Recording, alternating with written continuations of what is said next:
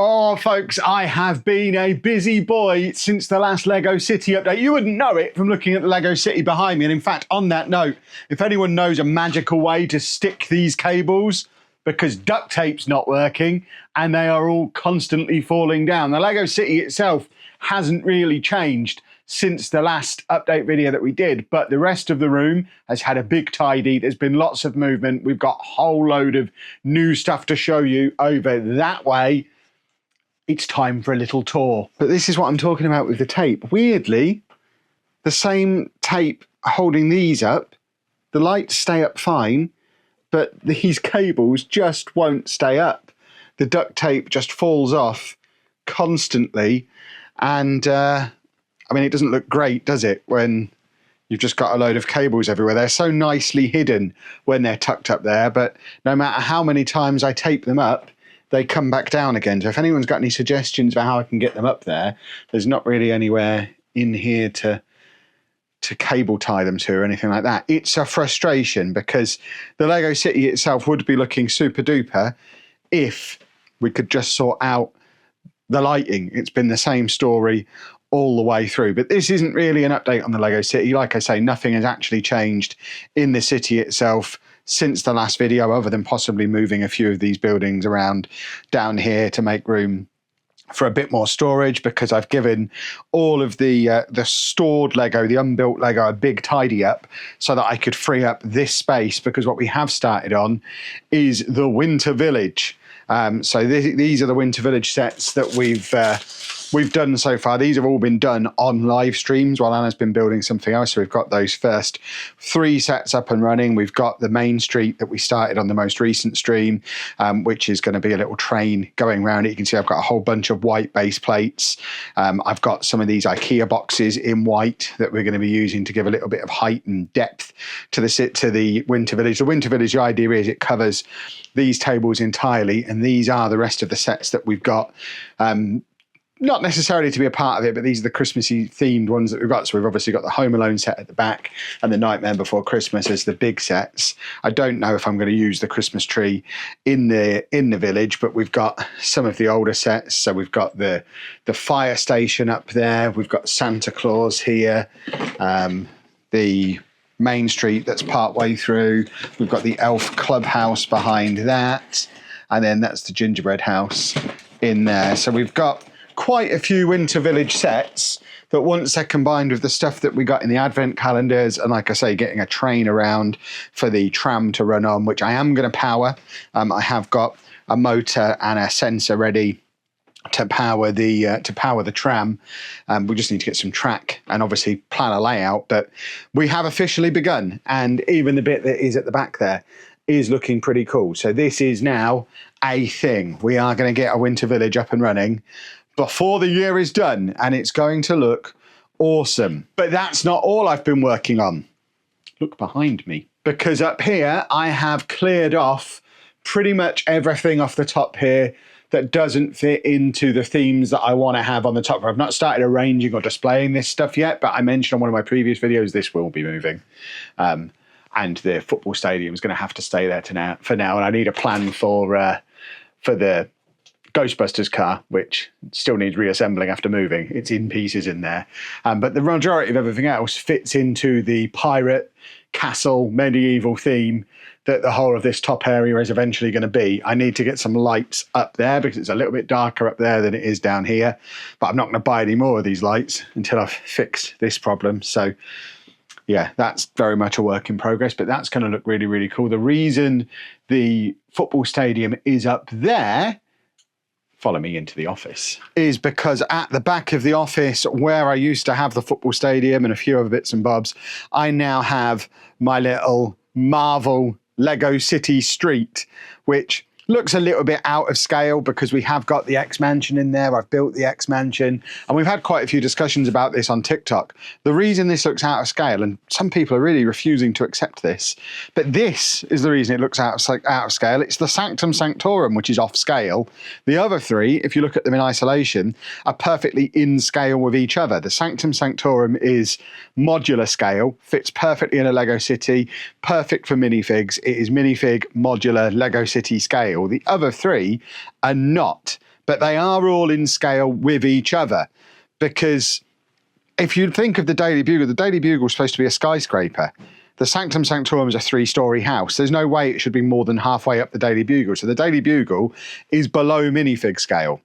The Avengers Tower, although a little bit bigger than the Daily Bugle and one of the biggest Lego sets that's ever been made, is below minifig scale. And it's perfectly in scale with the X-Mansion. So those 3 look great. That one does make it look a little bit weird. But I think as a whole, having the 4 there does look really, really cool. You can see I've started bringing in some of the Marvel ships. My plan is to have a few more of those kind of above and around, maybe repurpose some of the shelves on that side and just have a massive Marvel battle going on here. I've moved a few bits off of this shelf to make room for the Batmobile that we made recently as well, but that ultimately is going to come over here, and I kind of want to have Batman on this side, Marvel across there, and then maybe going into there. And then the Mario stuff is going to come out into our new area, which has been assembled since the last video, which is out here on the landing. As you can see, if we step out of the office door, we now have a whole bunch of new display stuff. So we have a Kallax there in the doorway, which definitely not finalized. A lot of this is just stuff that's been put on there to get it off the top of the cupboards in the Lego room. I am going to get a few more of these plastic covers from Wicked Brick so that it can all be perfectly sealed off against dust. But that is going to be like a miscellaneous display piece that don't really go anywhere else. I really like having the office set sat on there. I think it's much nicer to have that as part of a display rather than just hidden away on a shelf.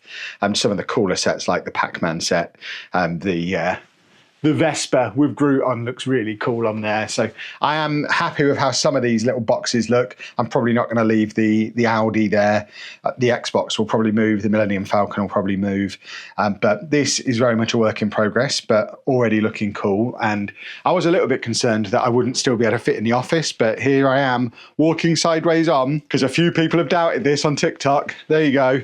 I brush on it a little bit, but I get in fine. I'm not knocking it. It's all anchored into the wall. I really did my my grown-up DIY skills to get it all anchored in. So it's sturdy, it's solid, it's not collapsing or falling over. And I think it looks really, really cool.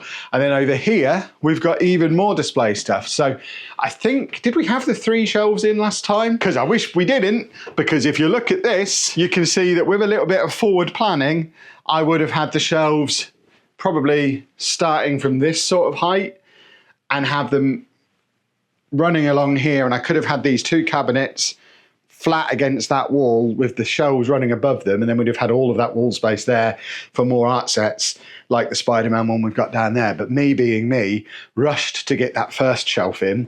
Once that was in, got the other shelves in, and then within a day had built these cabinets, and now they don't fit under the shelves. I think they look cool there.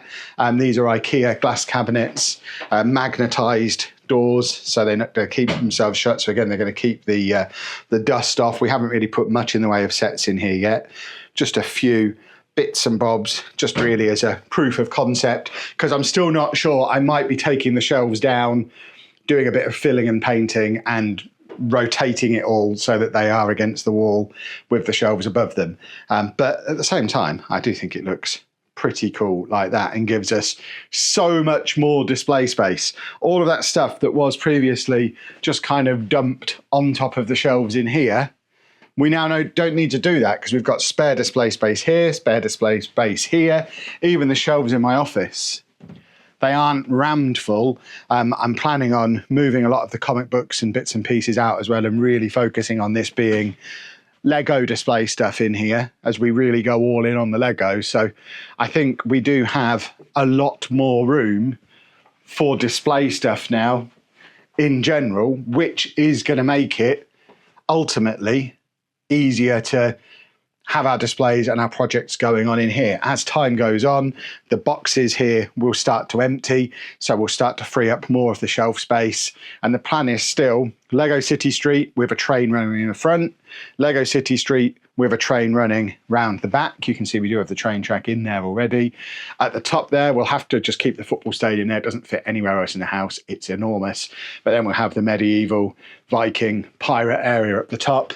And then as before, the rotating project area down here, which at the moment, like I say, is going to be a winter village that is starting to grow quickly. And I think with all that being done, I am now finally getting closer to the point I was at the old house in the old Lego room back in July, where we are pretty much happy with how things are. There's obviously still a few bits that need tweaking. I'm looking at you horrible cables. But we've pretty much got the display stuff where we want it. We've got room for more display stuff. The Lego City is close to being finished off. We still need to work on some of the detail stuff, like fixing up these road plates, getting the train running in there. But really, that's a lower priority than the Winter Village now. As we hurtle towards December, we need to get this Winter Village project done, or it's going to be delayed for a full year because there's no use finishing a Winter Village in February. So, yeah, I'm pretty happy with how things are going. Everything is developing in the right direction, and this Winter Village is going to be great. And that's going to be the focus of the Lego City updates for a little while. I don't really plan on touching much of the stuff behind me until the new year now. It's all about making this Winter Village look as cool as possible. We want to get a working train in here. We want to get a train station. We don't have a train station yet. And just generally make it as cool as it possibly can be. So any ideas or suggestions you got for that, let me know down in the comments section. If you want to see the progress of us actually doing the building on this, like I say, I'm tending to build the Winter Village sets at the moment in our live streams while Anna's doing some of the bigger sets. I'm just slowly beavering away working on these, and we're having an awful lot of fun doing it. And that is your Lego City update for this week. If you've enjoyed it, please make sure you leave a nice big thumbs up on there for us. Subscribe to the channel for loads more Lego content, including, fingers crossed, a first look at the new Lego Horizon video game tomorrow, if it comes in time. I'm hoping to stream a little bit of that on the channel, probably around tea time on Thursday the 14th, that will be. So keep an eye out for that. That's something we haven't really done on this channel before, so we would appreciate some support on that, especially if it's the kind of thing you want to see more of in the future. But thank you very much for watching.